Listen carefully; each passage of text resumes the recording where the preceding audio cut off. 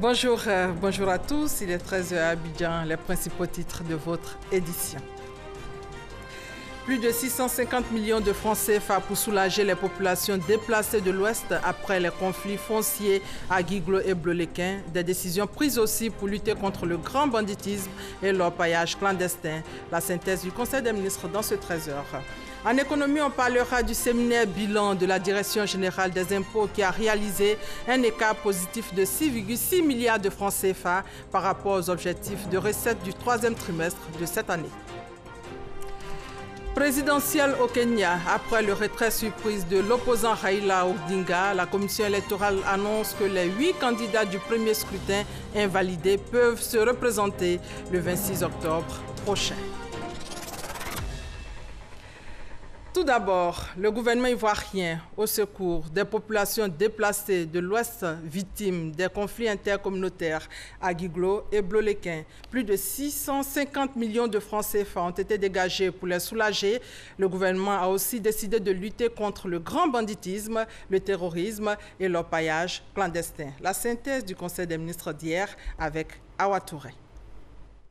Le Conseil des ministres, ce mercredi 11 octobre, présidé par le chef de l'État, le président de la République Alassane Ouattara, s'est penché sur la situation sécuritaire générale sur l'ensemble du territoire. L'occasion aussi pour le gouvernement de dresser le bilan de l'opération Épervier. Le bilan provisoire de l'opération Épervier, qui est à sa 3e édition, fait état de l'arrestation de 8 grands trafiquants de drogue, de la saisie de 900 kg de drogue, de la saisie de 922 armes blanches, de la fermeture de 128 fumoirs, de l'interpellation de 2200 personnes, dont un certain nombre de mineurs, de la fermeture de 28 gares anarchiques.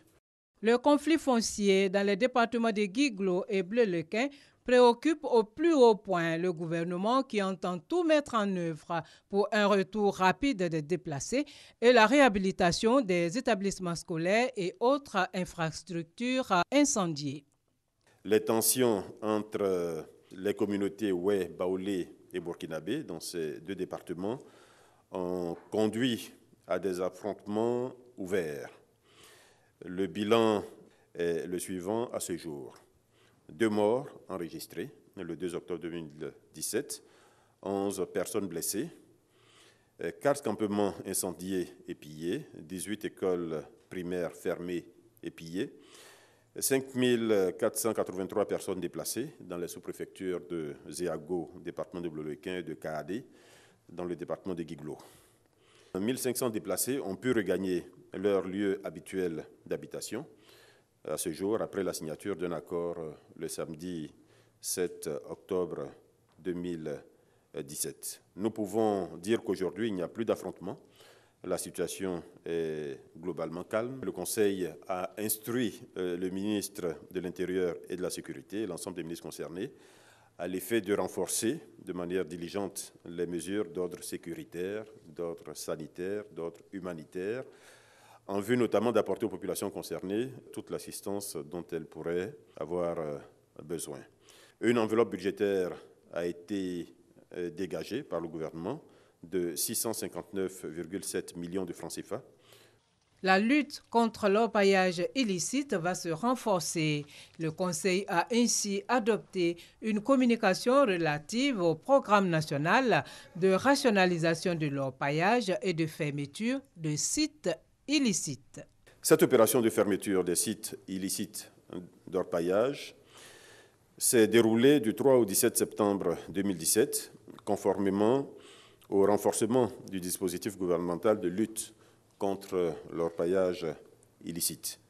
Cette opération de fermeture des sites est à sa 4e édition. Elle a abouti notamment au démantèlement de 228 sites d'orpaillage sur l'ensemble du territoire national, à l'interpellation de 64 personnes ainsi qu'à la destruction d'environ 7000 abris de fortune, de plusieurs centaines d'engins et d'équipements d'exploitation minière. Il faut indiquer que dans la dynamique de cette opération de lutte contre l'orpaillage anarchique, le gouvernement a décidé d'accélérer le processus de délivrance d'autorisation d'exploitation minière afin de permettre l'installation d'opérateurs légaux et de consolider les actions de déguerpissement. Ainsi, 49 autorisations d'exploitation pour l'or ont été octroyées, dont 41 pour l'exploitation minière semi-industrielle et 8 pour l'exploitation artisanale. Le porte-parole du gouvernement a par ailleurs indiqué que le président de la République Alassane Ouattara va effectuer les 16 et 17 octobre une visite de travail et d'amitié au Ghana, à l'invitation du président ghanéen Nana Akufo-Addo. Une visite qui se situe dans le cadre du renforcement des relations de coopération entre la Côte d'Ivoire et le Ghana. Direction générale des impôts de Côte d'Ivoire, belle performance. Elle a réalisé un écart positif de 6,6 milliards de francs CFA par rapport aux objectifs de recettes du troisième trimestre de cette année. Information essentielle donnée à l'ouverture du séminaire bilan du troisième trimestre de la DGDI ce matin à Cocody. Reportage Francis Boifo. Je tiens tout particulièrement à adresser mes félicitations et mes encouragements aux différents personnels. Sur un objectif de recette de 509,4 milliards de francs CFA pour le troisième trimestre, la Direction générale des impôts a réalisé 516 milliards de francs CFA. Notre administration enregistre donc un écart positif de 6,6 milliards par rapport à l'objectif.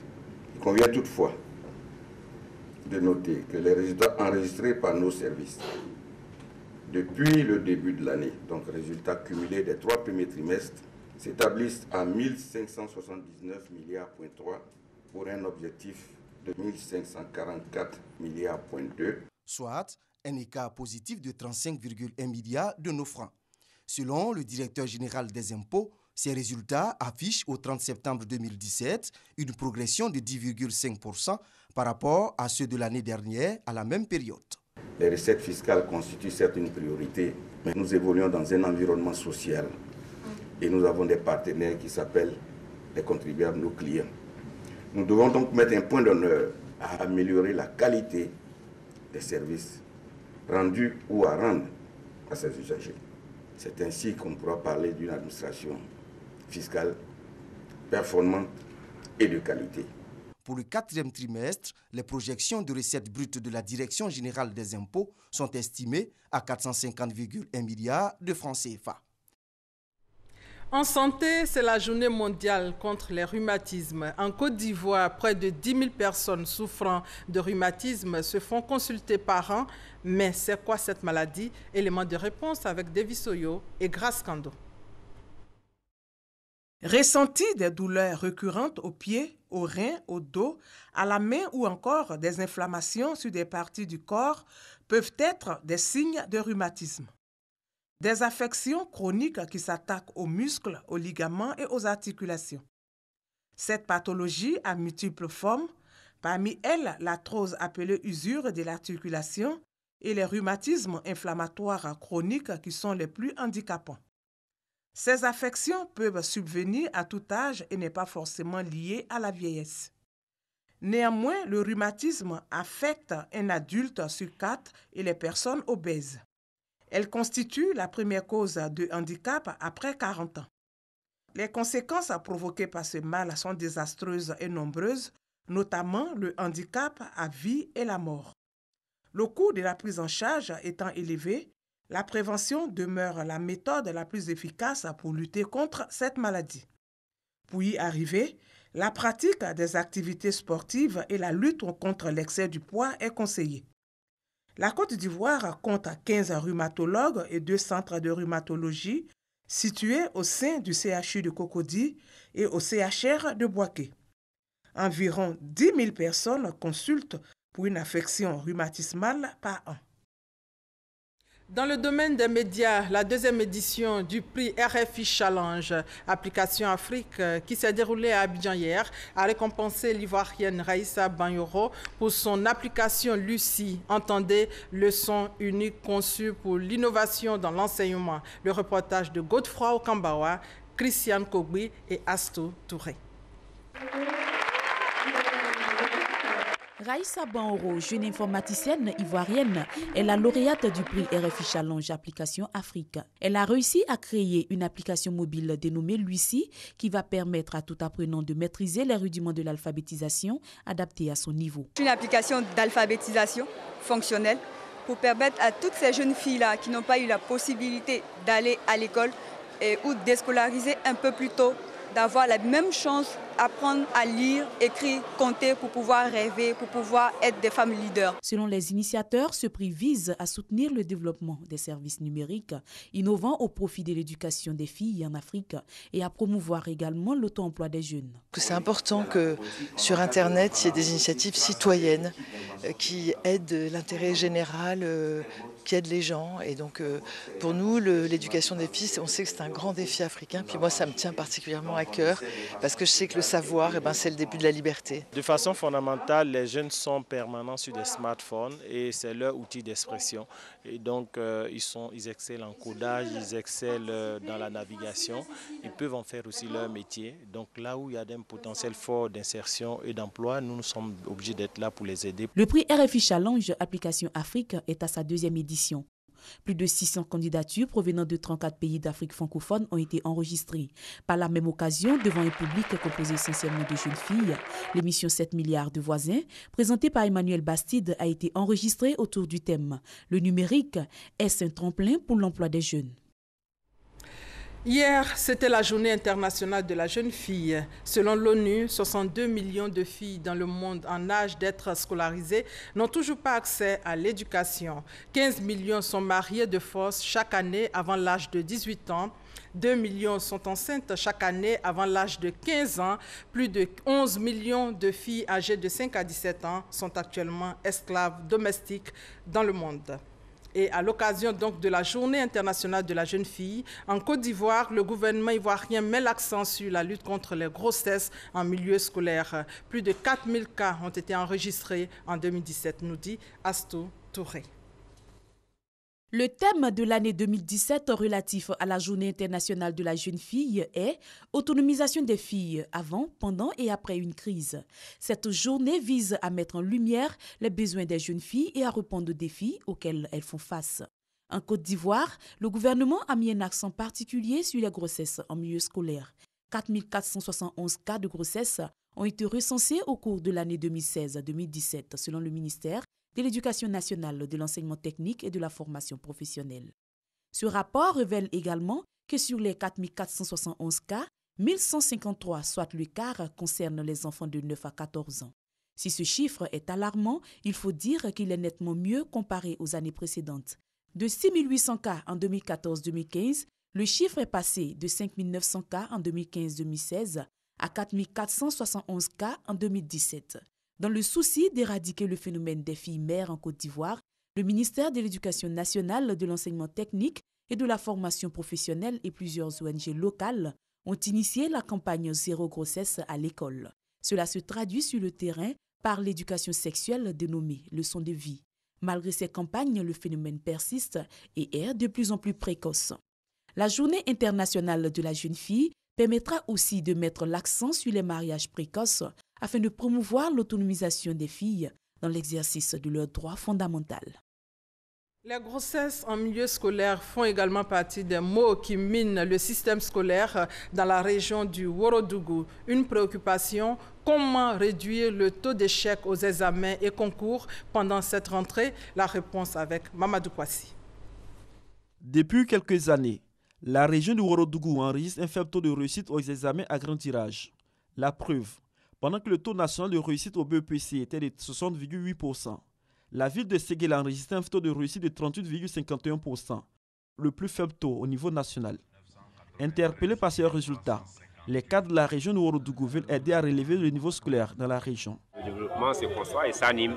Personnellement, moi je m'investis beaucoup dans tout ce qui est construction d'école, tout ce qui est équipement d'école et même tout ce qui est encouragement des performances. L'amélioration du système scolaire dans le Ouorodougou demeure une préoccupation pour le conseil régional, élus, cadres et population. Tous sont invités à apporter leur contribution au secteur de l'éducation afin d'obtenir des résultats scolaires satisfaisants. C'est quasiment 2 tiers de notre budget qui sont consacrés à l'éducation. le grand projet que nous allons pouvoir procéder à l'ouverture du lycée des jeunes filles de Séguéla, qui est un lycée d'excellence. Nous allons, n'est-ce pas, pouvoir continuer les travaux des collèges à Fadjadougou et agrandir le collège de Massala et le collège de Sifié. Nous allons construire des salles de classe dans 20 établissements. Nous allons réhabiliter les écoles qui ont souffert la dernière saison de pluie. Le conseil régional du Ourodougou entend également renforcer ses actions en faveur des populations, notamment les questions de l'insertion socio-professionnelle des jeunes et l'autonomisation des femmes. Ici, à Abidjan, précisément à Abata, Cocody, des maisons sur le point de s'effondrer. Les dernières pluies en sont pour quelque chose. Un glissement de terrain menace donc les riverains. Le constat de Fidel Aigné et Franck Quadio. Des murs fissurés, une maison sur le point de s'écrouler. Dans cette cité du quartier Abata, dans la commune de Cocody, Adoni et sa famille vivent un véritable cauchemar. Et cela depuis 2012. À chaque saison de pluie, on est menacé. Et aujourd'hui, c'est le comble. C'est toute ma vie, enfin ma famille qui est menacée. Donc, si quelque chose peut être fait. La famille d'Adoni, mais aussi celle de Carole et de Kwasi. Leur domicile, pas loin de s'effondrer. Les dernières pluies qui se sont abattues sur Abidjan ont agrandi cette canalisation qui menace aujourd'hui leur habitation. Selon eux, le promoteur aurait pu éviter cette situation. C'était un petit caniveau, un petit passage d'eau. Et c'est parce que ça a été négligé, le promoteur a négligé de faire des travaux pour bien canaliser ces eaux-là, avec le ruissellement et puis le flux des eaux qui augmente chaque année, que c'est devenu comme ça. Oui, à chaque saison de pluie, franchement, je ne dors pas. Et quand il pleut, franchement, je dors à l'heure de Cocody parce qu'à tout moment, je pense que la maison va s'écrouler. Donc ça fait qu'au temps de mon mari, on a vraiment lutté pour que vraiment on puisse faire ça. Mais bon, impossible, ça n'a pas été fait. Un promoteur représenté par son directeur technique, bien au fait du problème, mais difficile pour lui aujourd'hui de colmater les brèches. Il faut de plus grands ouvrages, au-dessus donc de ses possibilités. L'aide des autorités est alors sollicitée. On va essayer de stabiliser le talus qui est là, avec certains moyens, certains éléments, mais on voudrait sincèrement, compte tenu de ce qu'il faut comme moyen pour faire ce travail, il faudrait qu'on ait vraiment l'apport de l'État. À nous seuls, on ne peut pas. Une aide plus que souhaitée. Chaque jour passé est comme une prière. Le destin de plusieurs familles ici suspendu au rythme des gouttes de la petite saison des pluies. On peut prévenir toutes sortes d'intempéries avec la révolution de la météorologie. Les services arrivent de plus en plus à capter les différents phénomènes. Quel est le sort de la Côte d'Ivoire donc face aux menaces des ouragans et cyclones? Sidonie Davila vous propose ce dossier pour mieux comprendre le sujet. C'est l'heure de la petite saison. La pluie est au rendez-vous. La petite saison débute généralement en octobre et s'étend jusqu'à novembre. Elle peut s'achever plus tôt ou plus tard que prévu. Quoique de courte durée, la petite saison pourrait causer des dégâts comme des inondations, des glissements de terrain, préviennent les météorologues. Par petite saison de pluie, nous ne devons pas avoir de petites pluies. Il peut y avoir des quantités d'eau importantes qui sont générées par les orages que nous pouvons avoir durant cette saison. Donc nous appelons nos populations à de la vigilance et surtout à libérer les zones à risque pour éviter qu'on ait des pertes en vies humaines et en dégâts matériels. Abidjan, la capitale économique depuis plusieurs jours, connaît une forte pluviométrie, tout comme nombre de villes de l'intérieur. Pour mieux gérer les risques ou les prévenir, le service de la météorologie invite les populations à suivre les avis et les alertes donnés régulièrement dans les bulletins météorologiques, à la télévision ou sur le site de la Sodexam, www.sodexam.com. Avec les grandes révolutions que connaît le secteur, le pays s'est doté de parcs météo situés presque dans toutes les zones. Aujourd'hui, avec les images satellites, c'est une grande révolution pour la météo. Ça veut dire qu'on arrive à traquer les cellules orageuses les plus dangereuses et lorsqu'elles sont en train d'affecter, on arrive à déterminer leur trajectoire et autres, les zones et les différents impacts susceptibles d'intéresser telle ou telle région. On ne peut pas faire des prévisions sur de très longues périodes. Nous pouvons aller à des échéances d'une semaine, Voilà. Et au bout d'une semaine, on peut vous donner des prévisions qui sont vraiment exactes. À partir du parc météo d'Abidjan, qui centralise toutes les informations, il est aisé de traquer n'importe quelle cellule orageuse ou dépression tropicale, tels les ouragans et cyclones, de savoir par exemple si la Côte d'Ivoire est menacée par les ouragans, des phénomènes que connaissent les Caraïbes, le golfe du Mexique, la Floride, le Texas, pour ne citer que ceux-là. Les cyclones ils vont naître vers les côtes sénégalaises et se diriger vers les côtes américaines, parce que nous avons dans cette région-là une circulation qui est d'est vers l'ouest au niveau des cellules orageuses qui sont formées. Donc la Côte d'Ivoire n'a rien à craindre dû à sa position qui est proche de l'équateur. Parce qu'il y a cette force naturelle-là qu'on appelle force de Coriolis qui est pratiquement nulle sur nous. Donc les cellules sur nous n'ont pas le temps de pouvoir avoir cette courbure tourbillonnaire qui est très très dangereuse. Voilà. Et c'est cette courbure tourbillonnaire que les cyclones ont là qui vont finir par générer des vents extrêmement forts et des quantités de pluie extrêmement importantes. Et sur la mer, quand les vents vont souffler, ça va encore générer des houles extrêmement importantes. C'est pour ça que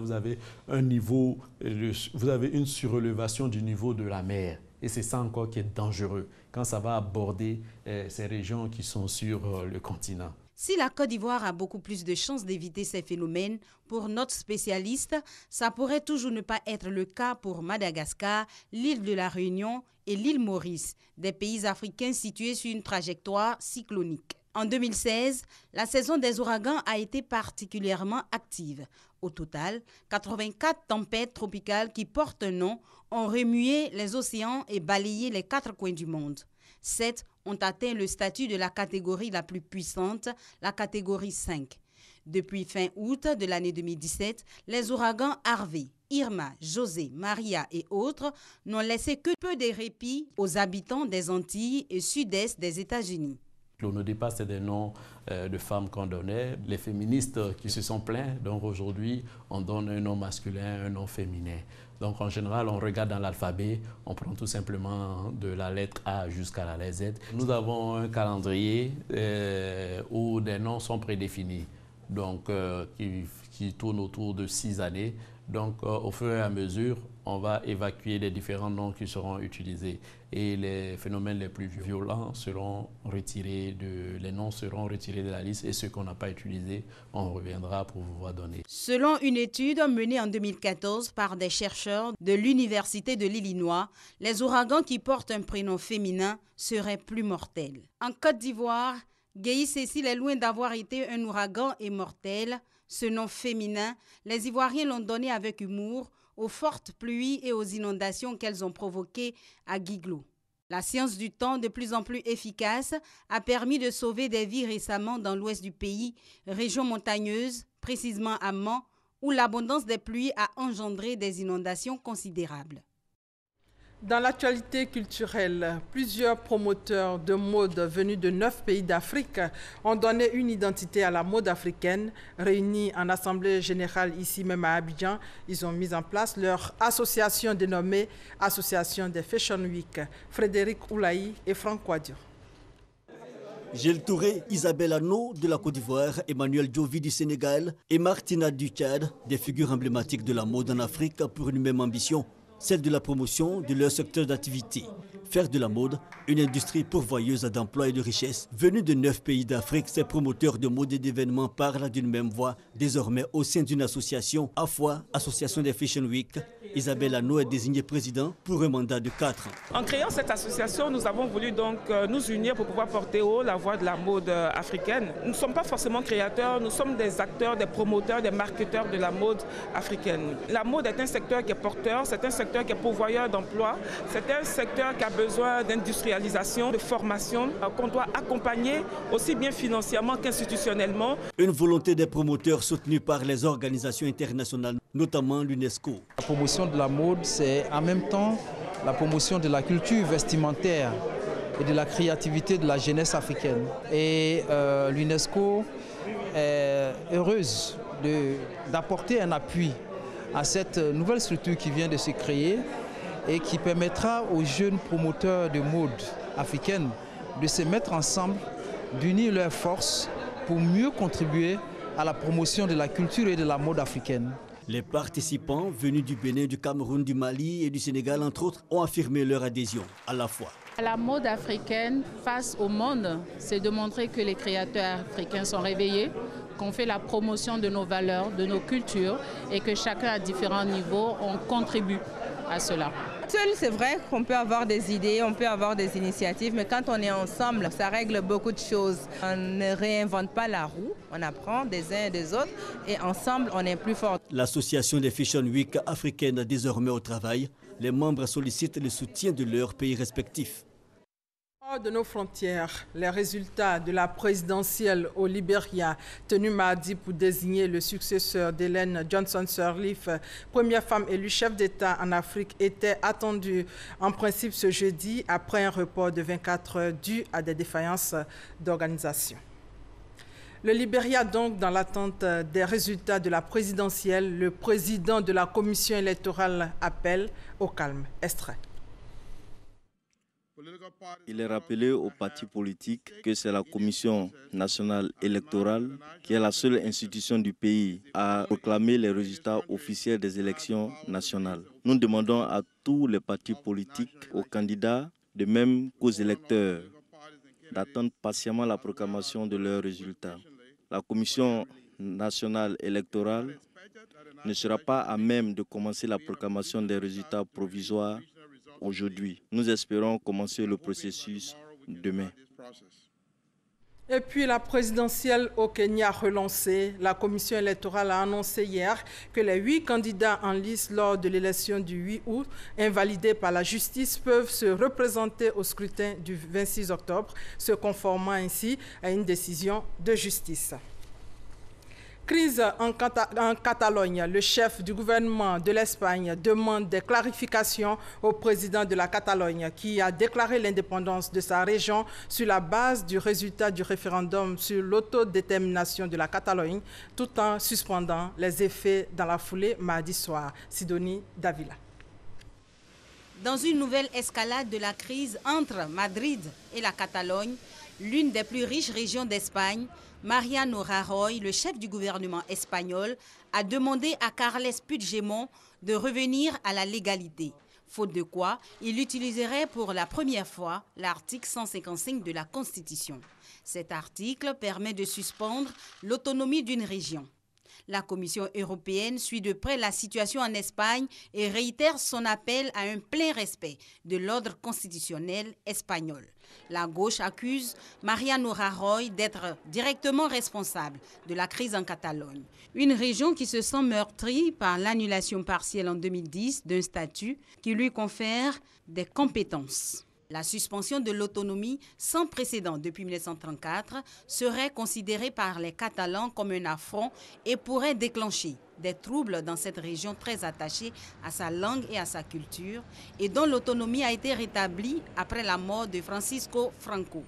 De la réponse du président à cette demande dépendra la suite des événements dans les prochains jours, indique le chef du gouvernement conservateur. Le leader de la Catalogne, Carles Puigdemont, a estimé quant à lui avoir reçu mandat du peuple pour mener à bien son projet indépendantiste. Le nord de la Californie ravagé par des incendies meurtriers. Le bilan s'est alourdi, au moins 23 morts. Les pompiers craignent que la situation empire avec le retour du vent. Pour terminer, après 18 ans d'absence sur la scène internationale, l'Open de golf de Côte d'Ivoire renaît de ses cendres. Et pour marquer le coup, le ministre d'État, ministre de la Défense, Ahmed Bakayoko, a donné le top départ du parcours du Golf Club de Cocody. Et nous y reviendrons ce soir à 20h. Et c'est la fin de ce 13h supervisé par Michel Mambo. Merci de votre fidélité.